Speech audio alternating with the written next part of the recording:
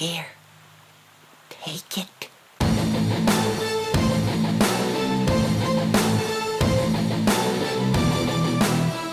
What is up, Flick fans, and welcome back to my channel, and I just watched It.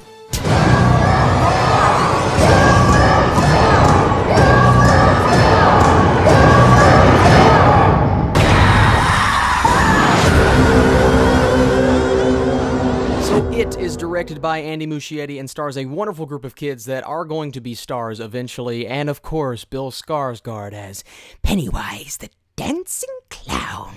And it's something I really want to talk about, but before we get into the good, I want to tell you guys about an app called Stardust. It's an app where you can review movies, react to trailers, do basically anything that you want to do if you're a fan of films. I just reviewed a movie on there. It's called Good Time, starring Robert Pattinson. I had a good time with it, but if you want to find out my true thoughts, be sure to get on that app. But you don't even have to follow me. Just download the app because it really is awesome. And a brand new Netflix movie is coming out tomorrow. Once again, as I do every Friday, I'll be reviewing that. I'll be reviewing many things coming out this week. I cannot wait for the rest of Oscars season, but right now we are talking about this little indie movie. You may not have heard of it. It's called It. So we're talking about the kids. I loved these kids. I loved every single actor and actress in there. I thought they all did a wonderful job. Even the kids whose backstories that we didn't get as in-depth as some of the others, I still really enjoyed them, and I still really enjoyed the way that they all communicated to each other. And I will tell you, these kids, they cuss. They act like kids act today. They act like kids acted in the 80s, and it was very realistic, and usually I don't like movies when they're overabundantly cussing, and they did get to a point to where I was like, oh, okay, but it worked for these kids' personalities, and it worked for the way that they needed to be portrayed on screen, and I enjoyed their dynamics. I thought the directing was very solid. Muschietti does a wonderful job here with taking the camera and placing it where it needs to be. He gets some shots that know how to bring the creepiness out of a situation, and he follows these kids with some longer takes and some crazy moving shots.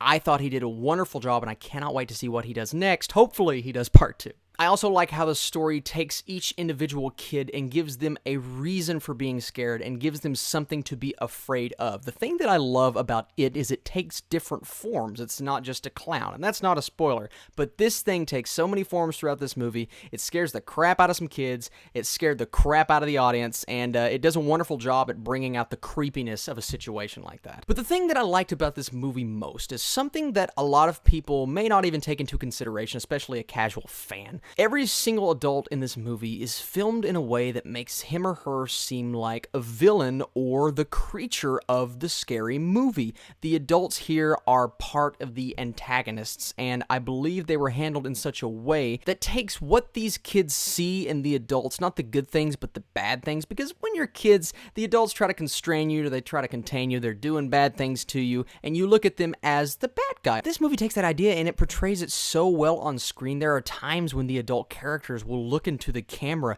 and just have a smirk on their face, and you're like, wow, is this Pennywise? No, it's an actual adult in this movie. The adults do not seem to care about anything. They do not seem to make a big deal out of things that should be made a big deal out of, and they're handled in a way that makes this feel like a Charlie Brown story. You know how the adults are always going womp, womp, womp, womp, womp, womp.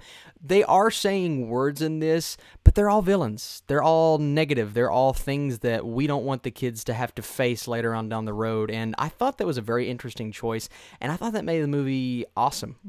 There's so many intricate details in this movie. It's definitely something that I think I'm going to go watch again, and that's a testament to the movie because it makes me want to go watch it again because how much fun I had, and that's the bottom line. If you're going into it, you can expect to have a lot of fun. You can get a lot of laughs, get a lot of smiles, a lot of heartwarming characters, and definitely a lot of tension-filled scares. You had the miniseries. This is not the miniseries. My opinion, this is way better than the miniseries. Nothing against Tim Curry because I love the guy, but Bill Skarsgård gave us a clown that is awesome. And he, of course, was the shining beacon of this movie, and I cannot wait to see him return to any movie, not just part 2. Like I said, not a lot of complaints here. There are some shots every now and then that I thought didn't build tension like they should have. The music to me is not something that stuck with me. Usually in a horror movie, I like to attach to the music. It's not something that got there 100%, but I still really enjoyed it. The thing for me, and this is probably a bit, okay, Austin, you're pushing it. I wanted to be more scared.